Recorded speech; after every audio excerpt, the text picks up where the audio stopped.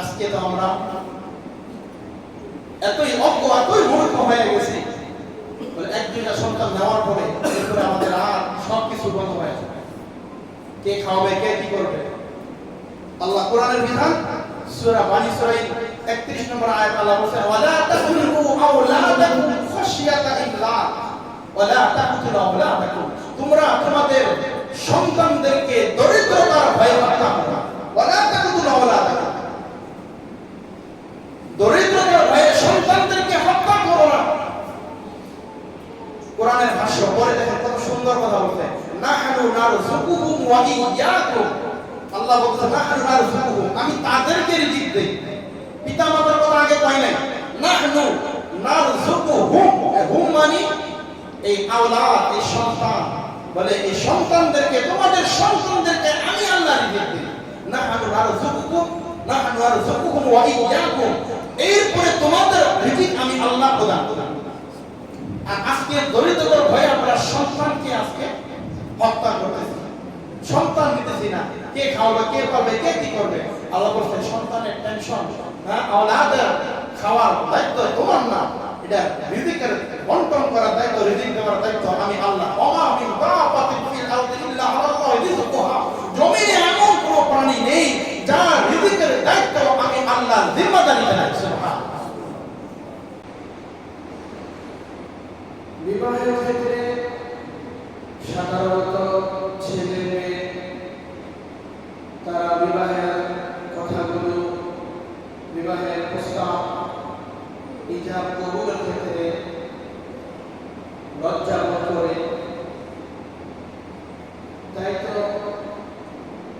ছেলে এবং মেয়ে তাদের পিতা মাতা অথবা তাদের অভিভাবক যারা রয়েছে তাদের পক্ষ থেকে এই বিবাহের পর্ব একজন আরেকজনের কাছে প্রস্তাব পেশ করে। রাসূল কারীম সাল্লাল্লাহু আলাইহি ওয়াসাল্লাম হাদিসে পাকের মধ্যে ঘোষণা করেছেন, তুনকাহুল মারআতু লিআরবাইন লিমালিহা ওয়া লিহাসাবিহা ওয়া লিজামালিহা ওয়া লিদীনিহা ফাদফার বিদাতিদ দীন তাইবাত ইয়াদাকা আও কামা ক্বালা আলাইহি সাল্লাতু ওয়াসাল্লাম। রাসূল কারীম সাল্লাল্লাহু আলাইহি ওয়াসাল্লাম হাদিসে পাকের মধ্যে ঘোষণা করেন, তোমরা নারীদের চারটি গুণ দেখে তোমরা নারীদেরকে বিবাহ করো। অর্থাৎ আমরা আমাদের সন্তানদেরকে, আমাদের মেয়েদেরকে বিবাহ করানো, বিবাহ দেওয়ার ক্ষেত্রে চারটা বিষয় আমাদেরকে লক্ষ্য রাখতে হবে। এক নম্বর হলো তুনকাহুল মারআতু লিআরবাইন লিমালিহা, অর্থ সম্পদ দেখে ছেলে মেয়েকে বিবাহ করাতে হবে, বিবাহ দিতে হবে। অর্থাৎ কুফর মিলিয়ে বিবাহ করাতে হবে। এক নম্বর অর্থ সম্পদ দেখবে বিবাহের ক্ষেত্রে। লিমানিহা ওয়া লিজামালিহা, এরপরে দেখবে সৌন্দর্যতা। বিবাহের ক্ষেত্রে অবশ্যই সৌন্দর্যকে প্রাধান্য দিতে হবে। তৃতীয় নম্বর হলো ওয়া লিহাসাবিহা, বংশ মর্যাদা। বংশ মর্যাদার দিকে লক্ষ্য রাখতে হবে। চতুর্থ নম্বর হলো ওয়া লিদীনিহা, দিনকে প্রাধান্য দিতে হবে। আমি বিবাহ করব যাকে তার ভিতরে দিন চরিত্র রয়েছে কিনা, খোদা ভীতি আছে কিনা, এই বিষয়টা অবশ্যই আমাদেরকে খেয়াল রাখতে হবে, লক্ষ্য রাখতে হবে। ফাদফার বিদাতিদ দীন, তোমরা দিনকেই প্রাধান্য দাও। তাইবাত ইয়াদাকা, তোমরা তোমাদের হাতকে ধ্বংস থেকে বাঁচাও। তাহলে এই হাদিসের মধ্যে চারটা বিষয় আল্লাহ রাসূল আমাদেরকে উপদেশ দিয়েছেন। যারা বিবাহ করবে, প্রথম নম্বর হলো অর্থ সম্পদ দেখবে।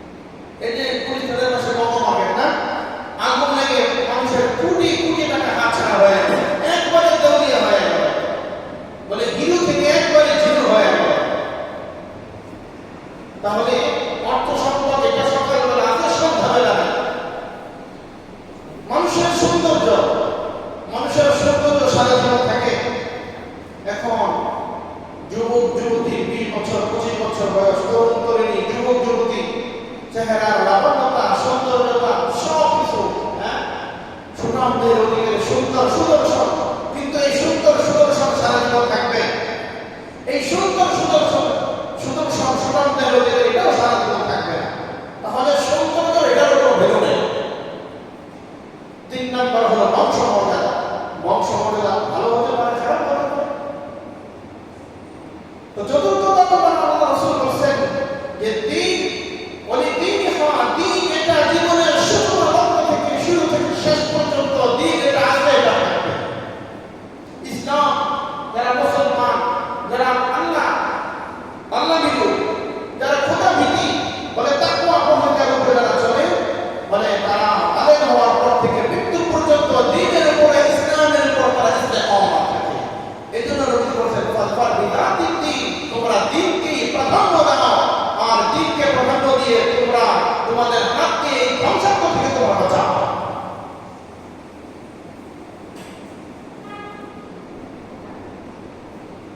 এজন্য আমাদের অভ্যাস হলো, আমার ছেলে ইঞ্জিনিয়ার, আমি ইঞ্জিনিয়ার মেয়ে খুঁজি, আমার মেয়ে ইঞ্জিনিয়ার, আমি ইঞ্জিনিয়ার ছেলে খুঁজি, আমার ছেলে ডক্টর, ডক্টর মেয়ে হতে হবে, ডক্টর ছেলে হতে হবে, আমি বাড়িওয়ালা, বাড়িওয়ালার ছেলে হতে হবে, আমি অর্থ সম্পদওয়ালা বা অর্থ সম্পদওয়ালার সাথে আমার সম্পর্ক তৈরি করতে হবে, আমার বিয়ে সাহেবের বাড়ি গাড়ি থাকতে হবে। বলে আমাদের মন মানসিকতা আজকে বলে অর্থ সম্পদের দিকে, বলে ধন সম্পদের দিকে ঝুঁকেছে। আরে ভাই, তুমি অর্থ সম্পদ পেয়েছ, তুমি ইঞ্জিনিয়ার, উকিল, ব্যারিস্টার, অ্যাডভোকেট সব কিছু পাইছ, তুমি দুনিয়ার সব কিছু পাইছ, কিন্তু তার ভিতরে দিনদারিত্ব পাও নাই, তার ভিতরে ইসলাম পাও নাই, তার ভিতরে কোরআন পাও নাই। বলে তাহলে তুমি তার ভিতরে কিছুই পাও না। আর বিবাহ করার ক্ষেত্রে একটা মেয়ের প্রতি তুমি দিন পেয়েছ, ইসলাম পেয়েছ, কোরআনের বিধিবিধান অনুযায়ী জীবন যাপন করে এমন একটি পাত্রী, এমন একটি পাত্র তোমরা পেয়েছ, তাহলে তার সাথে তোমরা আত্মীয়তার সম্পর্ক করো, তার সাথে বিবাহের কাজ সম্পাদন করো। তুমি দিনদারি পেয়েছ, তোমায় দুনিয়ার সব কিছু নেবে।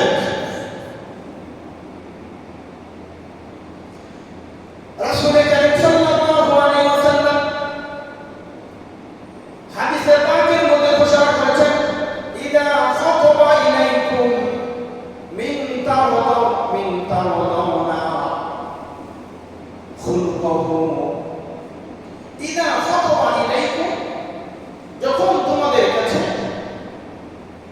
মিন তাওদাউনা ওয়া খুলকুহু, দিনদার, উত্তম চরিত্রের, আদর্শবান, ন্যায় নীতির উপরে, ইসলামের উপরে অটল অবিচল এমন কোন লোক যদি তোমাদেরকে বিবাহের বৈভব, বিবাহের প্রস্তাব যদি তোমাদেরকে দেয়, ফাযাউইজুহু, তাহলে তোমরা তার সাথে আত্মীয়তা সম্পর্ক করো, তোমরা তাকেই বিবাহ করো, তোমরা ওই ছেলে, ওই মেয়ে, ওই পাত্র পাত্রীর সাথে বিবাহের ব্যবস্থা করে।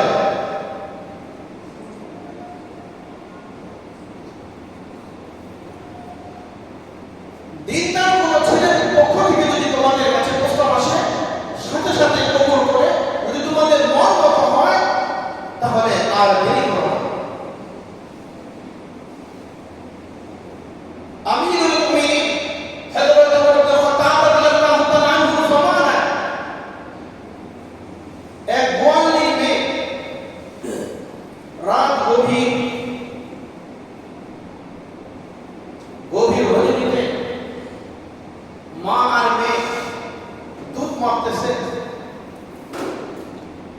আজকে দুধ একটু কম হয়েছে, মা বলতেছে দুধ যদি একটু কম হয়েছে তাহলে একটু পানি ঢেলে দাও, পানি মিশিয়ে দাও। মেয়ে বলতেছে ইয়া উম্মি আল্লাহ, হে আমার মা, তোমার আল্লাহ কোথায়? মা বলতে রাগ করো না, আল্লাহ তো আছে। মা, আল্লাহ কথা বললাম, তুমি বললা ঠিক আছে, আল্লাহ আমাদের দেখে না। মেয়ে যখন বললো মা, দুধে তুমি পানি মিশাতে বলতেছ, তুমি জানো এটা কার রাজ্য, এটা কার খেলাফত? ওমর ইবনে খাত্তাব রাদিয়াল্লাহু তাআলা আনহু, যিনি তার পিতাকে পর্যন্ত ছাড় দেন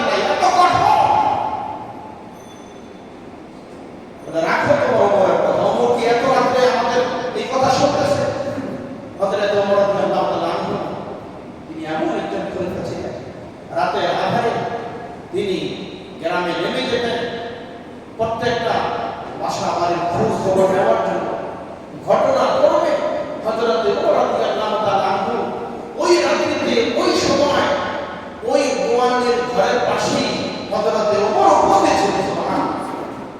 হযরত ওমর যখন এই কথা আওয়াজ শুনলেন, ওমর বলল, এত এক গোয়ালের ঘরে এত চমৎকার এত দিনদার একটা মেয়ে। হযরত ওমর চিন্তা করলেন, আমার ঘরে পুত্র রয়েছে আব্দুল্লাহ, তাকে বিবাহ করানোর প্রয়োজন, তার জন্য মেয়ে খুঁজতেছি। আমার মনে হয় এই মেয়েটাই আমার ছেলের জন্য সবচাইতে উপযুক্ত হয়েছে। তার পরের দিন খলিফা আমিরুল মুমিনিন রাজদরবারে ডেকেছেন। ওই মহিলাকে, মা এবং মেয়েকে ডাকলেন। ডাকার পরে এরপরে বলতেছে, খলিফা বলতেছে, মা, আপনার ঘরে এমন একজন দিনদার আবেদা তাকেরা শাকেরা খোদাভীতি একজন কন্যা সন্তান রয়েছে। আপনি যদি রাজি থাকেন, রাজি হন, আমার কলিজার টুকরা সন্তান আব্দুল্লাহকে আপনার মেয়ের সাথে বিবাহ বন্ধনে আবদ্ধ করে। মহিলা গোয়ালি আসমান থেকে আমিরুল মুমিনিন কি বলতেছেন? আপনি বলেন রাজা, আপনি বাদশা, খলিফা, আপনি মুসলিম জাহানের দ্বিতীয় খলিফা, আপনি, আমি সাধারণ একজন গোয়ালি, আমার সাথে আপনি আত্মীয়তা সম্পর্ক করবেন, আপনার ছেলের জন্য আমার মেয়েকে বিবাহ বন্ধনে আবদ্ধ করবেন? বলে, হ্যাঁ, তোমার মেয়ের ভিতরে এমন কিছু গুণাগুণ, এমন কিছু দিনদারি আমি পেয়েছি। বলে, গত রাতের ঘটনা কি তুমি ভুলে গিয়েছ? মহিলা আশ্চর্য হয়ে গেছে। হযরত ওমর এই ঘটনা কিভাবে জানলেন? হযরত ওমর এবার ঘটনা বর্ণনা করলেন যে, গত রাতে তোমার ঘরের পাশেই আমি অবস্থান করতেছিলাম, আর তোমার মেয়ের এই কথা আমার কানে ভেসে আসছে। বলে, শোনো, আর দেরি করা যাবে না। বলে, তুমি সম্মতি দিলে আমরা এখনই আব্দুল্লাহর সাথে, আমার ছেলের সাথে তোমার মেয়ের বিবাহ বন্ধন এখনই আমরা সম্পন্ন করি। বিবাহ হয়, বিবাহ হয়। তার ঘরে ওই গোয়ালের মেয়ে, তার ঘরে এমন এক কলিজার টুকরা সন্তান হলো, যার নাম হলো ওমর ইবনে আব্দুল আজিজ রাহমাতুল্লাহ আলাইহি। ওমর ইবনে আব্দুল আজিজ রাহমাতুল্লাহ আলাইহি বলে, এমন এক ওমর ইবনে আব্দুল আজিজের আজীব এক ঘটনা। বলে, ওমর ইবনে আব্দুল আজিজ রাহমাতুল্লাহ আলাইহির যুগে বাঘ আর মোষ একই ঘাটে একই গামলায় তারা পানি পান করত। হঠাৎ একদিন বাঘে ছাগলের পালের উপর আক্রমণ করছে পানি পান করার সময়। এক বৃদ্ধা মহিলা বলতেছে, আজকে মনে হয় ওমর ইবনে আব্দুল আজিজ রাহমাতুল্লাহ আলাইহি মনে হয় দুনিয়ার বুকে বেঁচে নাই। বলে, কিভাবে বললাম? বলে, ওমর ইবনে আব্দুল আজিজ যদি বেঁচে থাকতো, তাহলে এই বাঘে আজকে মহিষের উপর আজকে আক্রমণ করতে পারতো। ঘটনা তদন্ত করে দেখে ওই দিন সকালবেলা ওমর ইবনে আব্দুল আজিজ রাহমাতুল্লাহ আলাইহি ওই দিন তার ইন্তেকাল হয়েছে। তাহলে একজন গোয়ালির মেয়ে তার দিনদারিত্ব দেখে খলিফা তার কলিজার টুকরা সন্তানকে বিবাহ করে দিলেন, আর তার করে এই সন্তান, তার নাম ওমর ইবনে আব্দুল আজিজ রাহমাতুল্লাহ আলাইহি। তাহলে দিনদারিত্বকে অবশ্যই আমাদের প্রাধান্য দিতে হবে। মেয়ের ঘটনা, ছেলের ঘটনা শুনে আব্দুল্লাহ ইবনে মুবারক রাহমাতুল্লাহ আলাইহি, আব্দুল্লাহ তার ছেলের নাম, মুবারক হলো পিতার নাম। আব্দুল্লাহ ইবনে মুবারক রাহমাতুল্লাহ আলাইহির ঘটনা এমন আসছে, বাগানে পায়চারি করত, গোলামি করত। মালিক বলতেছে, আমার জন্য আনারের বাগান থেকে একটা আনার নিয়ে আসো। আব্দুল্লাহ ইবনে মুবারক রাহমাতুল্লাহ আলাইহি একটা আনার নিয়ে আসে, মালিককে দিছে। মালিক মুহিয়া এত তিক্ত, এত টক, বলতেছে, এতদিন ধরে আমার বাগান পাইচারি করো, দেখাশোনা করো, কোন গাছের ফল মিষ্টি, কোন গাছের ফল তিতা, এখনো পর্যন্ত জানো না, এখনো পর্যন্ত চিনতে পারলো না। আব্দুল্লাহ ইবনে মুবারক রাহমাতুল্লাহ আলাইহি তো দিছে, বাদশা মহারাজ বেয়াদবি মাফ করবেন, আপনার গোলাম আমি, আপনি আমার মনি, বাগান দেখাশোনার জন্য আমাকে বলছেন, পাইচারি করার জন্য বলছেন, কিন্তু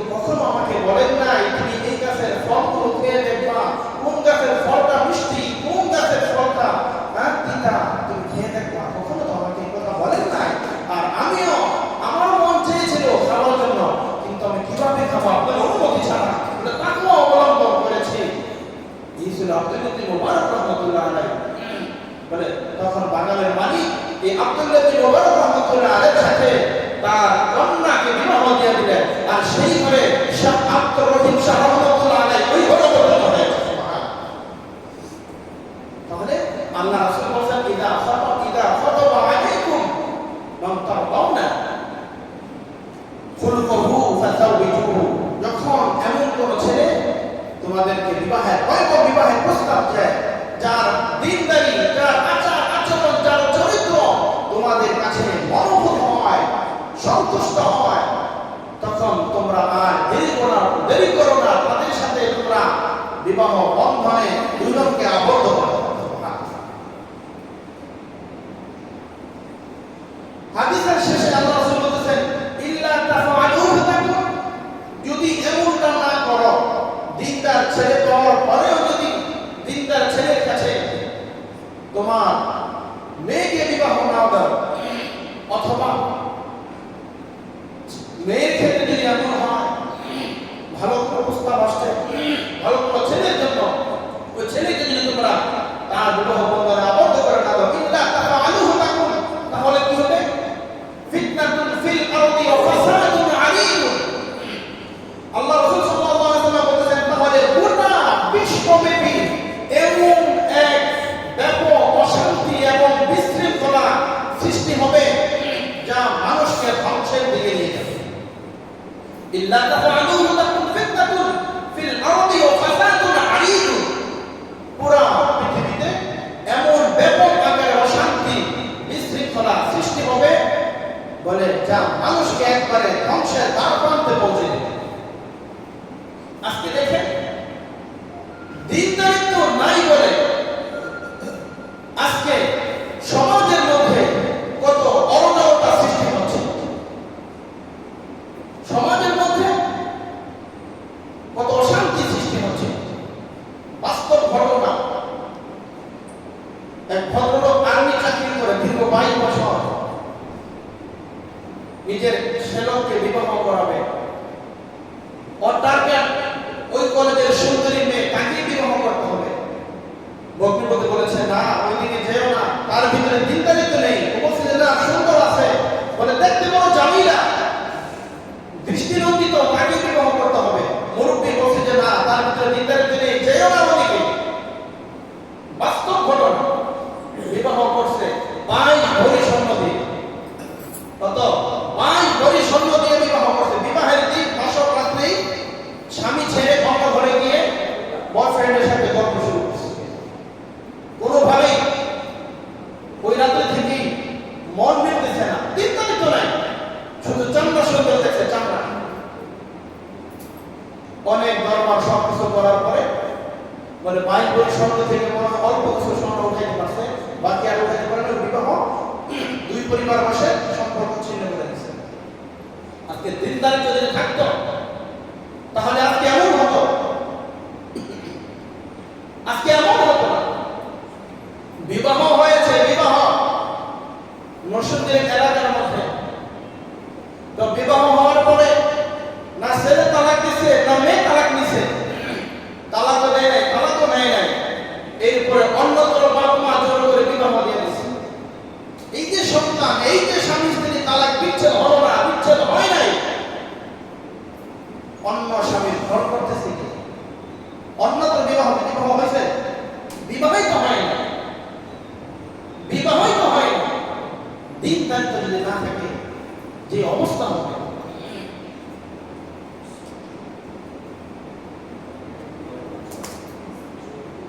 এমন রয়েছে বিবাহ করেছে, স্ত্রী বাপের বাড়ি গেলে অন্য মহিলাদেরকে নিয়ে আসে বাসায়, অহরহ নিয়ে আসতেছে। যদি আজকে খোদাবিধি দিনদারিত্ব থাকতো, নিজের সতীত্ব বলে নিজের ইজ্জত আবরু হেফাজত করতে পারতো, কিন্তু দিনদারিত্ব নাই দেখা আজকে দিন থেকে অনেক দূরে চলে গেছে। এই জন্য আল্লাহ রাসূল সাল্লাল্লাহু আলাইহি ওয়াসাল্লাম স্পষ্ট হাদিসের বর্ণনা, যখন তোমাদের কাছে উপযুক্ত পাত্র পাত্রী দিনদারের কোন প্রস্তাব আসে, সাথে সাথে মন মতো হলে, সন্তুষ্ট হলে, তাহলে তোমরা আর দেরি করো। এখন দিনদারিতার ক্ষেত্রে আমরা আমার সারা জীবন, গোটা জীবন গুনায় জর্জরিত, অসৎ চরিত্রে আমার জীবন ভরা, আমি এখন সৎ চরিত্র কিভাবে পাবো?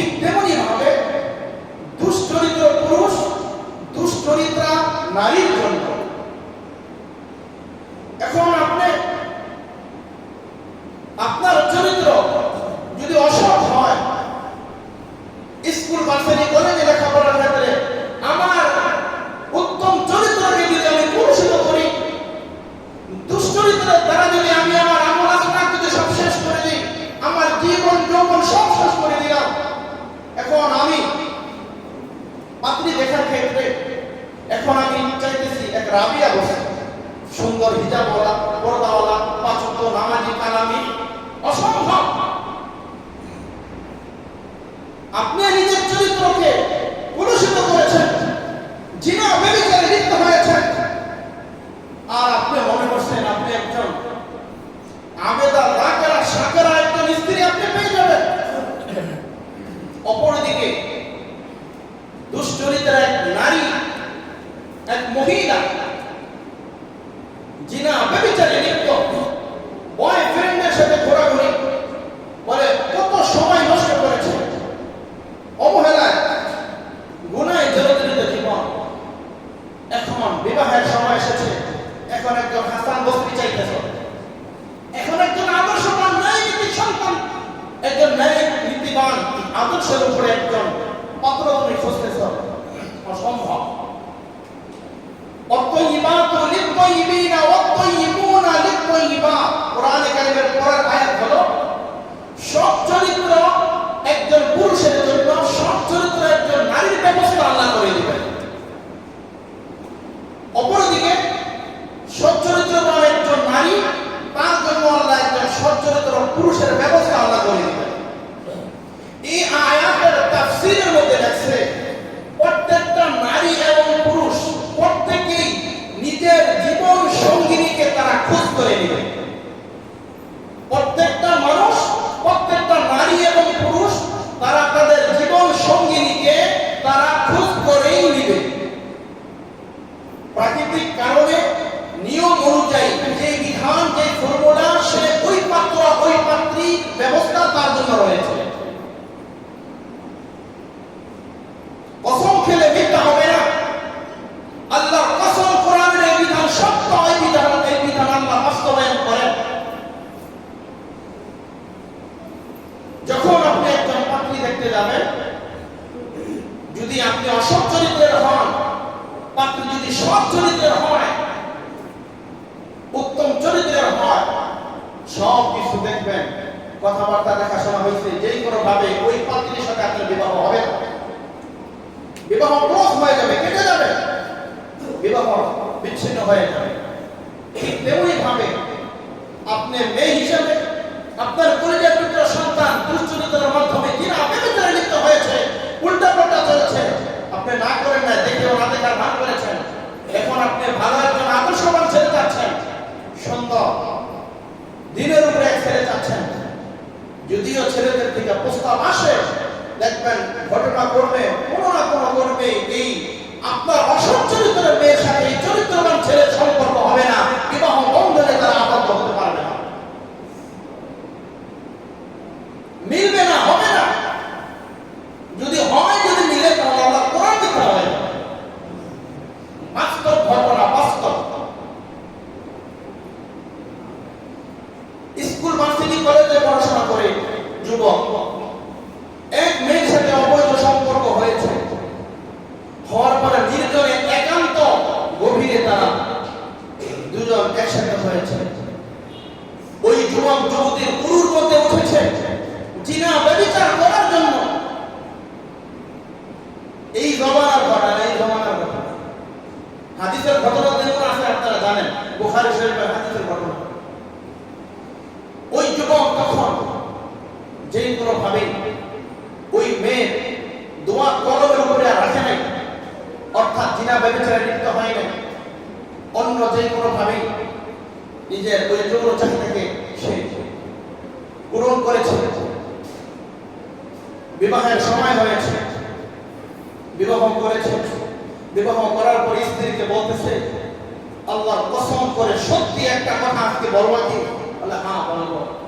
বলে তোমার জীবনে এমন অপ্রীতিকর কোনো ঘটনা, কোনো দুর্ঘটনা হয়েছে কিনা, অথবা তুমি কোনো পরপুরুষের সাথে তোমার সম্পর্ক ছিল কিনা, তুমি আল্লাহকে কাজী ভাগে রেখে আজকে আমাকে বলো তো, আমি দেখবো আল্লাহর কোরআনের বিধান সত্য কিনা, বাস্তব কিনা। বিবরণ দেওয়ার পরে তখন মেয়ে একই কথা বলতেছে, আমি লেখাপড়া করতাম, আমিও হোস্টেলে থাকতাম, থাকার পরে যেই কোনো শয়তানের প্ররোচনায় পড়ে, কুমন্ত্রণায় পড়ে, ওয়াসওয়াসায় পড়ে আমি আমার এক বন্ধুর সাথে বন্ধু আমাকে জোর করে নিয়ে যায়। তখন তার রুমে সে আমাকে নিয়ে যায়, নেওয়ার পরে এই একই অবস্থা, সে আমাকে জিনা ব্যভিচারের জন্য আমাকে বিভস্ত করেছে। এমত অবস্থায় সে আমার সাথে জিনা ব্যভিচার করে নাই, অন্য কোনো পন্থায় অন্য কোনো পথ পদ্ধতিতে সে তার যৌবন সময় যৌন চাহিদা সে কি করেছে, মিটিয়েছে। তখন ওই যুবক চিৎকার দিয়ে বলছে, আল্লাহ তোমার কোরআনের বিধান সত্য, তোমার কোরআনের বিধান সত্য। যদি তোমার কোরআনের বিধান সত্য না হতো, জীবনে এমন কোন জিনা ব্যভিচারে কখনো লিপ্ত হই নাই। জীবনে একটি ঘটনা ঘটেছে, আর যেই ঘটনা আমি আমার বান্ধবীর সাথে, আমার প্রেমিকার সাথে আমি করেছি, ঠিক ওই সেই ঘটনায় আমার স্ত্রীর সাথে আরেকজন পরপুরুষ ওই ঘটনায় ঘটিয়েছে। আল খাবিসাতু লিল খাবিসিনা ওয়াল খাবিসুনা লিল খাবিসাত ওয়াত তাইয়িবাতু লিত তাইয়িবিনা ওয়াত তাইয়িবুনা লিত তাইয়িবাত।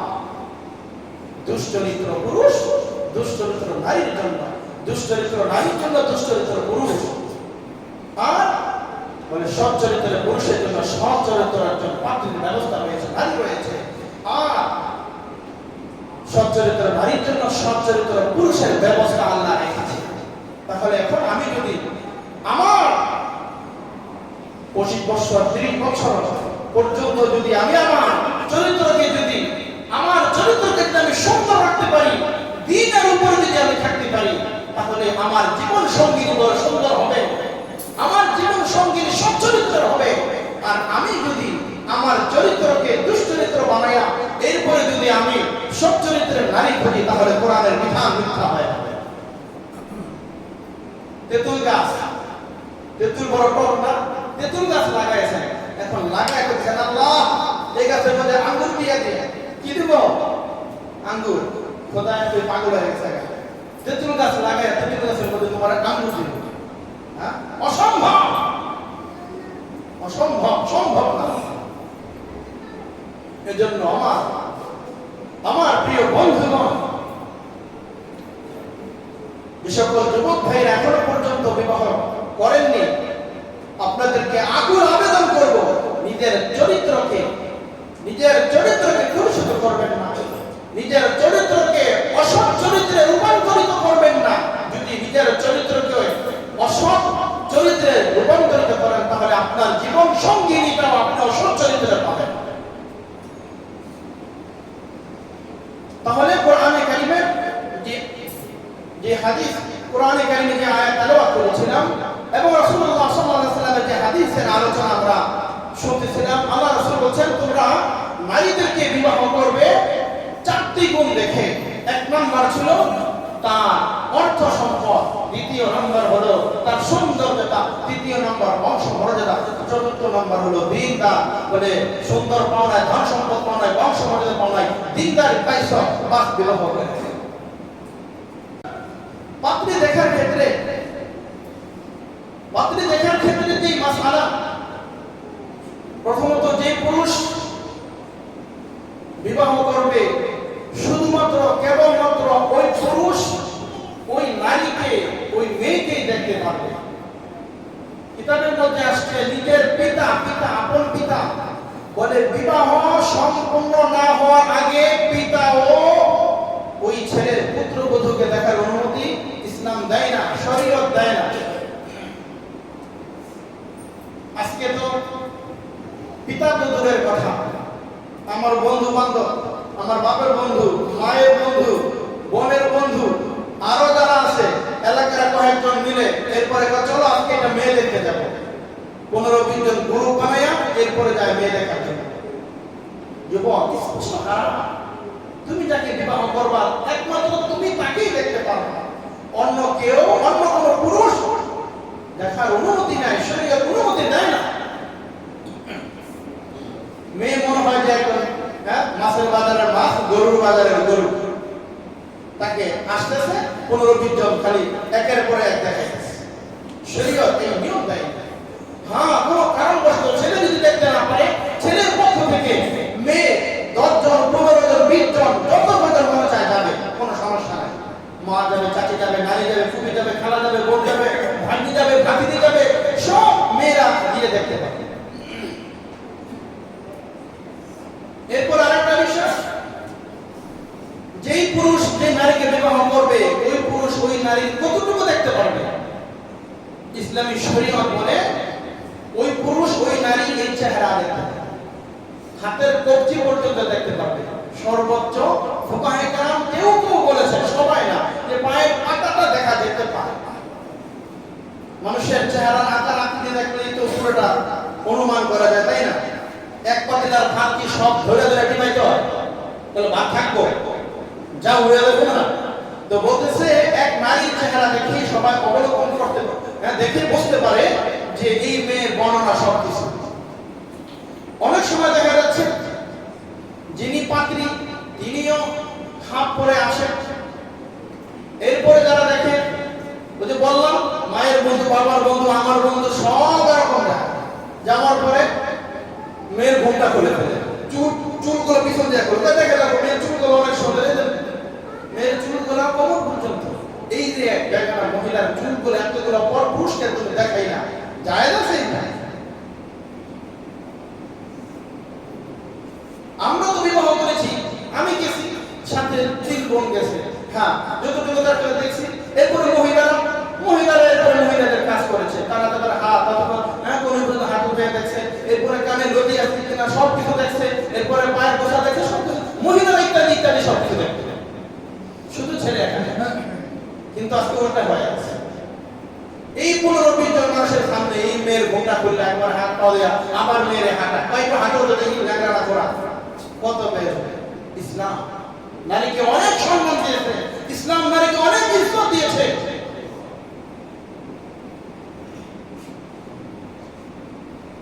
রাসূল কারীম সাল্লাল্লাহু আলাইহি ওয়াসাল্লাম বলেছেন যে তোমরা পাত্রী দেখার ক্ষেত্রে পাত্র পাত্রী একজন আরেকজনকে যাচাই বাছাই করা, কথোপকথন হওয়া, বলে এটা আল্লাহ রাসূলের একটা সুন্নাত।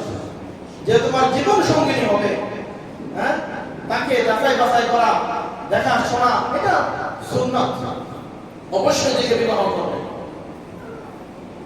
এরপরে পাত্রীকে যে কোনো বিষয়ে প্রশ্ন করা, জিজ্ঞাসা করা, চাইলে পাত্রীকে জিজ্ঞাসা করার অনুমতি ইসলাম দিয়েছে। ইসলাম অনুমতি দিয়েছে প্রশ্ন করা, জিজ্ঞাসা করা। এখন আমরা কি জিজ্ঞাসা করি? ছেলের মা জিজ্ঞাসা করে, মা তুমি শপিং করতে পারো? আমার ছেলে তো চাকরিজীবী, চাকরি করে, হ্যাঁ, তুমি চাকরি করবা কিনা, চাকরি করতে পারবা? বলে দুনিয়াতে যত প্রশ্ন আছে শরীয়ত বলছে না যে মেয়েকে প্রশ্ন করা যাবে, অনুমতি দিয়েছে। কিন্তু এই কথাটা কেউ জিজ্ঞাসা করে না, মা কোরআন পড়তে পারো, নামাজ পড়তে পারো, কোরআনের 4টা সূরা তুমি বিশুদ্ধ তেলাওয়াত করতে পারো কিনা, তাশাহুদ দুরূদ শরীফ দোয়া মাফিরা তুমি পারো কিনা, ইসলামের বিধিবিধানগুলো তুমি পালন করো কিনা, ঠিকমতো পর্দা মেইনটেইন করো কিনা। বলে এই প্রশ্নগুলো আমাদের কাছে আসে না, এই প্রশ্নগুলো অভিভাবকের মুখ দ্বারা আসে না, এই প্রশ্নগুলো মা বাবার মুখ দিয়ে আসে না। হ্যাঁ, কত ধরনের দুনিয়াবি প্রশ্ন কোরআনের ভাষায়, ইসলামের ভাষায়।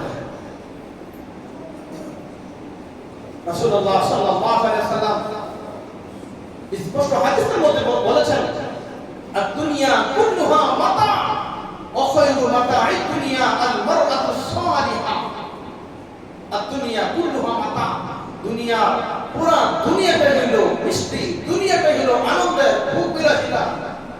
ওয়া খায়রু মাতা'আদ দুনিয়া আল-মারআতু সালিহা, আর পুরা দুনিয়ার মধ্যে সবচেয়ে আনন্দদায়ক, সবচেয়ে মিষ্টি, সবচেয়ে ভালো হলো ইমরাতু সালিহা, একজন নেককার স্ত্রী। সুবহানাল্লাহ, যার ঘরে একটা নেককার স্ত্রী আছে, যে একটা নেককার স্ত্রী পেয়েছে, বলে তার গোটা জীবন সুন্দর হয়ে গেছে।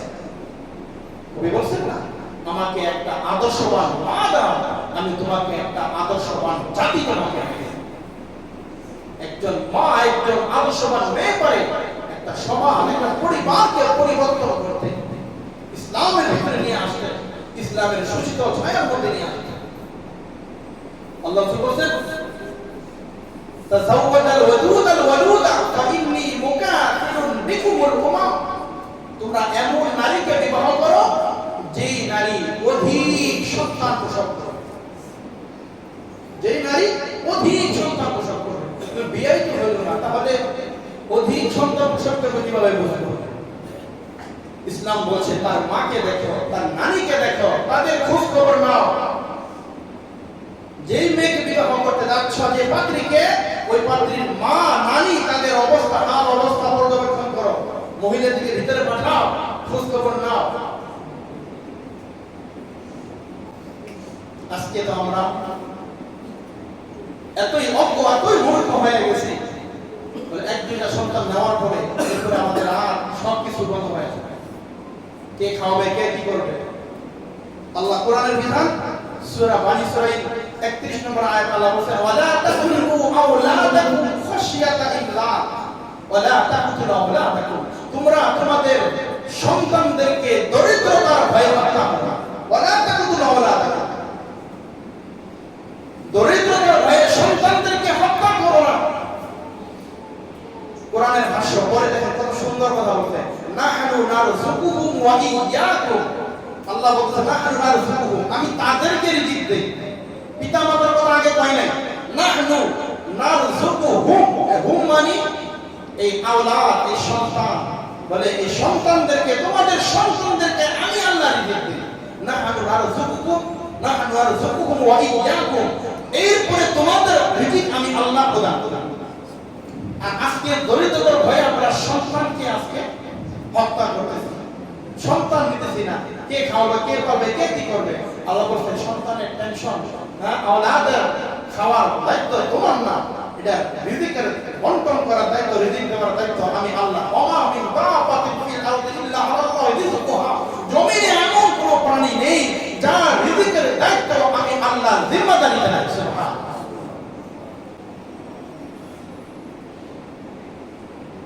এজন্য আল্লাহ রাসূল সাল্লাল্লাহু আলাইহি ওয়াসাল্লাম স্পষ্ট হাদিসের বর্ণনা, কোরআনের ভাষ্য অনুযায়ী অনেক কথাই ছিল, আলোচনা বেশি দীর্ঘায়িত করা যাচ্ছে না, তো সর্বশেষ শেষ করে দিচ্ছে। সেটা হলো একজন মানুষ, একজন যুবক যখন বিবাহ করবে, স্ত্রীর সাথে সর্বপ্রথম যখন তার সাক্ষাৎ হবে, 4টা কাজ যদি ওই পুরুষ করে, তাহলে ওই সময় স্ত্রীর সাথে মিলিত হওয়ার পরে যদি সন্তান গর্ভে আসে, তাহলে ওই সন্তান হক্কানি রব্বানি আলেম হবে, ওই সন্তান আবেদা যাকেরা শাকেরা হবে, ওই সন্তান আপনার নেককার সন্তান হবে, এবং স্ত্রী মৃত্যু পর্যন্ত আপনার আনুগত্য হবে, ফরমাবরদারি করবে। বলে স্ত্রীর সাথে প্রথম সাক্ষাৎ হওয়ার সাথে সাথেই তখন স্ত্রীকে গিয়ে সালাম দিবে, সালাম দিয়ে স্ত্রীর সাথে মুসাফা করবে, দোয়া করবে, ইয়া গাফিরুল্লাহু লানা ওয়া লাকুম। এরপর স্ত্রীর কপাল এবং চুলের মধ্যে করে হাত এভাবে দিবে, আল্লাহুম্মা ইন্নী আসআলুকা খায়রাহা ওয়া খায়রা মা ফিহা ওয়া খায়রা মা জাবালতা আলাইহা ওয়া আউযু বিকা মিন শাররিহা ওয়া শাররি মা ফিহা ওয়া শাররি মা জাবালতা আলাইহা।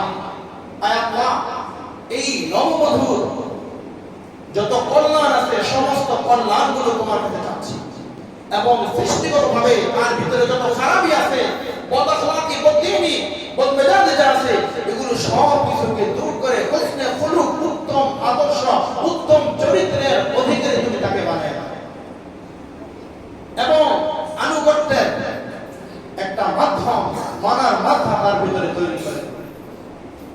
এই দোয়া করার, এই সুন্নাত আমল করার কারণে বলে হাত্তা ইয়াউমুল কিয়ামা, মৃত্যু পর্যন্ত এই স্ত্রী আপনার ফরমাবরদারি করবে, স্ত্রী আপনার আনুগত্য করবে, আপনার সন্তানাদি হক্কানি রব্বানি আলেম হবে, নেককার হবে, খোদাভীতি হবে, তাকওয়াবান হবে। এরপরে 2 রাকাত নামাজ, শুকরিয়া তার, আয় রব তোমার কাছে এত সুন্দর উত্তম স্ত্রী চাই না, তবুও দেখো তুমি দিছো, শুকরিয়া তার 2 রাকাত নামাজ পড়ে। এরপরে আপনারা আপনাদের বলতেছে যে আলোচনা সেগুলো তারা করবে। তাহলে প্রথম স্ত্রীর সাথে দেখা হওয়ার সাথে সাথে সালাম দিবে, মুসাফা করবে, স্ত্রী কপাল এবং চুলে এভাবে ধরে এই দোয়াটা পড়বে, এরপরে 2 রাকাত নামাজ পড়বে। বলে এই 4টা আমল যদি কোনো আল্লাহর বান্দা, কোনো নবদুলহান, নববধূ যদি করে, তাহলে আল্লাহ রহমত বরকত দ্বারা তাদের সংসারকে আল্লাহ পরিপূর্ণ করে দেবে।